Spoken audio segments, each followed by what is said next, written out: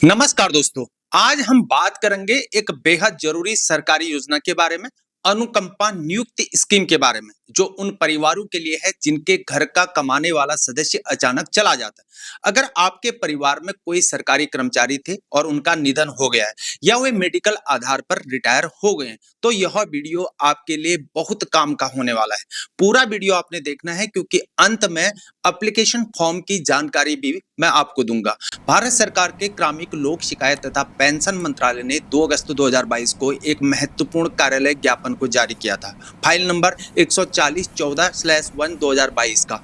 इस ज्ञापन में अनुकंपा नियुक्ति स्कीम के सभी नियमों को एक जगह समेटा गया है। आखिर इस योजना का उद्देश्य क्या है? सीधे शब्दों में कहें तो अगर कोई सरकारी कर्मचारी सेवा काल के दौरान दिवंगत हो जाए या मेडिकल आधार पर अचानक वो रिटायर हो जाए, तो उसके परिवार को आर्थिक संकट से बचाने के लिए परिवार के एक सदस्य को सरकारी नौकरी दी जाती है।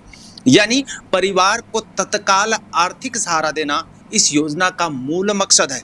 यह योजना दो तरह के कर्मचारियों के परिवारों पर लागू होती है। पहला, सिविल सरकारी कर्मचारी जो सेवा करते हुए दिवंगत हो गए हो। आत्महत्या भी इसका जो मृत्यु है उसमें शामिल होता है। सीसीएस मेडिकल परीक्षा नियमावली 1957 के तहत 55 वर्ष से पहले मेडिकल आधार पर रिटायर हो गया। सीसीएस पेंशन नियमावली 1972 के तहत मेडिकल आधार पर रिटायर हो गया। दूसरा, सशस्त्र बल के सदस्य जो सेवा काल में दिवंगत हुए हों, कार्रवाई में शहीद हुए हों, मेडिकल आधार पर या तो हटाए गए हों और सिविल रोजगार के लिए वो अयोग्य हो गए हों। लेकिन आश्रित परिवार सदस्य कौन होते हैं? बहुत लोग यह नहीं जानते कि इस योजना में आश्रित की परिभाषा आखिर क्या है। तो जरा सुनिए। आश्रित परिवार सदस्य में शामिल होते हैं जैसे कि जीवन साथी, पति या पत्नी, पुत्र दत्तक पुत्र हो सकता है, पुत्री दत्तक पुत्री भी हो सकती है, भाई या बहन, लेकिन केवल तब तक जब कर्मचारी अविवाहित हो। एक और जरूरी बात यहाँ पर, सरकारी सेवक का मतलब यहाँ केवल नियमित आधार पर नियुक्त कर्मचारी से है। दैनिक मजदूरी, अनियत, प्रशिक्षु, तदर्थ, संविदा या पुनः नियोजन आधार पर काम करने वाले इसमें शामिल नहीं होते हैं। आखिर कौन से पदों पर मिला करती है नौकरी? अनुकंपा नियुक्ति केवल समूह ग्रुप सी के पदों पर ही दी जाती है, जो सीधी भर्ती कोटे के अंतर्गत आया करते हैं। समूह क और ख के पदों पर यह नियुक्ति बिल्कुल भी नहीं होती है। यह सुप्रीम कोर्ट ने स्पष्ट कर दिया है। लेकिन पात्रता क्या है? अनुकंपा नियुक्ति के लिए दो मुख्य शर्त होती है। पहली, परिवार आर्थिक रूप से कमजोर हो और उसे तत्काल सहायता की जरूरत हो, और दूसरा, आवेदक संबंधित भर्ती नियमों के तहत उस पद के लिए योग्य और उपयुक्त हो। अनुकंपा नियुक्तियों में कुछ सामान्य नियमों में छूट भी दी जाती है। भर्ती प्रक्रिया यूपीएससी या रोजगार कार्यालय से गुजरना जरूरी नहीं है। सरप्लस सेल की अनुमति ये भी जरूरी नहीं है और वित्त मंत्रालय की रोक में ये लागू नहीं होती है। और ऊपरी आयु सीमा में छूट दी जा सकती है, लेकिन न्यूनतम आयु 18 वर्ष से कम नहीं होनी चाहिए। आयु की पात्रता केवल पात्रता आवेदन की तारीख से तय होती है, न कि नियुक्ति की तारीख से होती है। ये कुछ बहुत ही जरूरी पॉइंट है, ये भी सुनो। अनुकंपा नियुक्ति किसी भी समूह गौ में सीधी भर्ती रिक्तियों की अधिकतम 5% तक ही की जा सकती है। यह 5% की सीमा किसी अन्य कोटे जैसे खेल कोटा आदि से नहीं बढ़ाई जा सकती है। छोटे विभागों के लिए जहां एक साल में 20 से कम सीधी भर्तियां हुआ करती हैं, वहां पिछले 3 साल के रिक्तियों को जोड़कर 5% की गणना की जा सकती है। बहुत से परिवार समय पर आवेदन नहीं कर पाते हैं। क्या तब भी योजना का लाभ मिल सकता है? तो हाँ है।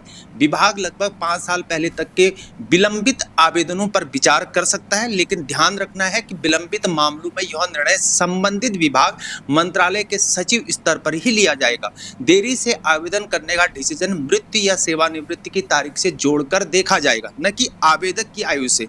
अगर परिवार में पहले से कोई वहां पर नौकरी कर रहा हो तो क्या फिर भी अनुकंपा नियुक्ति मिल सकती है? तो फिर भी मिल सकती है, हाँ। लेकिन इस मामले में विभाग के सचिव को पहले यह सुनिश्चित करना होगा कि परिवार को वाकई क्या सहायता की जरूरत है या नहीं है। जो सदस्य नौकरी कर रहा है वह परिवार की जरूरतों को पूरी कर पा रहा है, नहीं कर पा रहा है। यह निर्णय परिवार की परिस्थितियों को देखकर ही लिया जाएगा। लेकिन क्या होगा अगर कर्मचारी लापता हो जाए? तो लापता कर्मचारियों के परिवारों को भी इस योजना में शामिल किया जाता है, लेकिन कुछ शर्तों के साथ किया जाता है। लापता होने की तारीख से कम 2 वर्ष बाद ही आवेदन पर विचार होगा। पुलिस में एफआईआर दर्ज होनी चाहिए, लापता व्यक्ति का पता नहीं लगाया जा सकता हो और सक्षम प्राधिकारी को मामला प्रमाणिक यहाँ पर लगे। यह लाभ उन कर्मचारियों के मामले में नहीं मिलेगा जिन पर धोखाधड़ी या आतंकवादी संगठन से जुड़े होने का डाउट हो। नियुक्ति व्यक्ति को लिखित में देना होगा कि वह परिवार परिवार के अन्य सदस्यों की उचित देखभाल को करेगा। अगर बाद में यह प्रमाणित हो कि वह परिवार की उपेक्षा को कर रहा है, तो नियुक्ति रद्द भी हो सकती है। जो व्यक्ति अनुकंपा आधार पर किसी विशेष पद पर नियुक्त हुआ है, उसे किसी उच्चतर पद पर अनुकंपा के आधार पर ट्रांसफर नहीं किया जा सकता है। अनुकंपा आधार पर नियुक्त विधवा को पुनर्विवाह के बाद भी सेवा में बने रहने की अनुमति होती है। सुप्रीम कोर्ट ने इस विषय पर कई महत्वपूर्ण निर्णयों को दिया है, जैसे कि उमेश कुमार नागपाल बनाम हरियाणा राज्य का 1994 के मामले में कोर्ट ने स्पष्ट किया था कि यह योजना केवल आकस्मिक संकट से उबारने के लिए है। अनुकंपा नियुक्ति यथोचित समयावधि के बाद नहीं दी जा सकती। इसे निहित अधिकार की तरह नहीं माना जा सकता। मृत अथवा चिकित्सीय रूप से सेवानिवृत्त कर्मचारी के परिवार की आर्थिक स्थिति पर विचार किए बिना नियुक्ति देना कानूनी रूप से अनुचित है। भारतीय जीवन बीमा निगम बनाम श्रीमती आशा रामचंद्र अंबेडकर 1995 में कोर्ट ने कहा था कि उच्च न्यायालय और प्रशासनिक अधिकरण किसी व्यक्ति की अनुकंपा नियुक्ति के लिए निर्देश नहीं दे सकते, पर वे दावे पर सीधे विचार करने को कह सकते हैं। अब सबसे जरूरी वाला पार्ट, आवेदन कैसे करें। स्टेप 1, हर मंत्रालय या विभाग में एक कल्याण अधिकारी या वरिष्ठ अधिकारी होता है जो दिवंगत कर्मचारी के परिवार से मिलने और उन्हें उपलब्ध सेवाओं की जानकारी देने के लिए वो नियुक्त होते हैं। यह काम मृत्यु के 30 दिन के भीतर हो जाना चाहिए। और स्टेप 2, आवेदन निर्धारित प्रपत्र फॉर्म में करें जो इस ज्ञापन के साथ संलग्न के रूप में दिया गया हो। भाग क में आवेदक ने भरना है और भाग ख कार्यालय भरता है। स्टेप 3 में हर आवेदन को यूनिक पंजीकरण संख्या दी जाती है।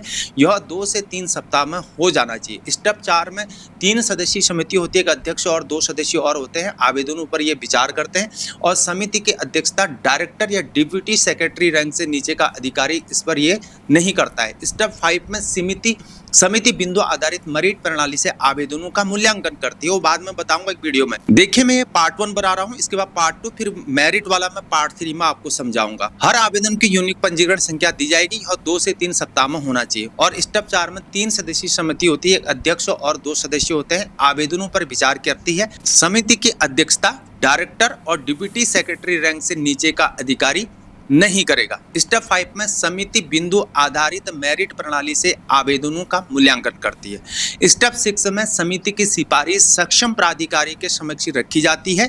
अगर वे असहमत हो तो मामला अगले उच्चतर अधिकारी को फिर भेजा जाता है। भाग क में आवेदक वो भरेगा, सेक्शन में भरेगा कि कर्मचारी की जानकारी क्या, जैसे कि नाम हो गए, पदनाम हो गए, क्या वह ग्रुप सी का कर्मचारी था, जन्म तिथि हो गई, मृत्यु हो गया, सेवानिवृत्ति की तारीख हो गई, कुल सेवा अवधि हो गई, स्थायी ये था या अस्थायी था। और सेक्शन 2 में आवेदक की जानकारी भरी जाएगी, जैसे कि नाम, कर्मचारी से संबंध क्या है, जन्म तिथि क्या है, शैक्षणिक योग्यता क्या है, क्या परिवार का कोई भी अन्य सदस्य पहले अनुकंपा की नियुक्ति को पा चुका है। सेक्शन 3 में भरना है परिवार की वित्तीय स्थिति, जैसे कि परिवार हो गया, पेंशन हो गया, डीसीआरजी, जीपीएफ, शेष जीवन बीमा पॉलिसी, चल अचल संपत्ति और वार्षिक आय, और सीजीआई की जो बीमा राशि होती है। और सेक्शन 5 में भरना होता है परिवार के कमाने वाले सदस्यों की जानकारी, और एक डिक्लेरेशन होता है जिसमें आवेदक को 2 घोषणाएं वहां पर करनी होती है, जैसे कि दी गई जानकारी सही है और गलत पाए जाने पर सेवा समाप्ति की जा सकती है, और दूसरा कि वह परिवार के अन्य सदस्यों की उचित देखभाल को करेगा।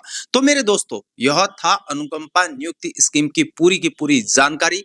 कुछ मुख्य बातें आपको याद रखनी, जैसे कि योजना ग्रुप सी के पदों पर ही लागू होती है। 5% रिक्तियों की सीमा होती है। समय पर आवेदन करना बहुत जरूरी है। परिवार की आर्थिक जरूरत साबित आपको करनी होगी, और यह अधिकार नहीं बल्कि अनुग्रह यानी कि कंपनसेशन पर आधारित योजना होती है। अगर यह वीडियो मेरे दोस्तों आपके काम आया हो तो वीडियो को लाइक करें, और वीडियो को शेयर करें, और हमारे चैनल को सब्सक्राइब करें यार, ये फ्री है, ताकि ऐसी जरूरी सरकारी जानकारियां आप तक पहुंचती रहे। कोई सवाल हो तो आप कमेंट सेक्शन में पूछ सकते हैं। मैं लेता हूं विदा आपसे। धन्यवाद। मैं हूं हीरा परिहार। जय हिंद, भारत माता की जय।